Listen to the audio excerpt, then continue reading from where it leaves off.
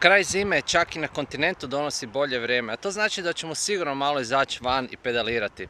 Ovo su 3 stvari koje tebi kao triatloncu omogućavaju da zapravo budeš ekonomičniji i da budeš na strani sigurnosti. Prvo, ako imaš road bike, pokušaj pedalirati u početku na njemu.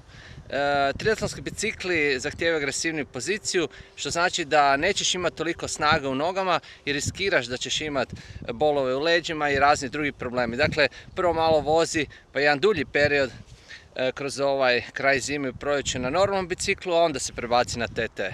Drugo, biraj ravne staze, nemoj odmah na brda. Dobro, ako si imao trenažer možda možeš razmisliti i da uvedeš malo u početku brda, ali najbolju tehniku pedaliranja naučiš po ravnom. Dakle, kadenca, fokus na pritiskanje i podizanje pedale i sigurno će biti sve najbolje. I nadam se da ne misliš zato što si triatlonac da uvijek moraš trčati nakon bicikla, napravi trčanje na početku pa idi onda na bicikl. Jer ako ćeš bicikl raditi na početku bit ćeš umoran, a pogotovo u kasno zime, rano proljeće još nismo u tolikoj formi na biciklu, dakle riskiraš neku povredu na trčanju, sve one tenzije. Eto, 3 savjeta i vidimo se negdje na cesti.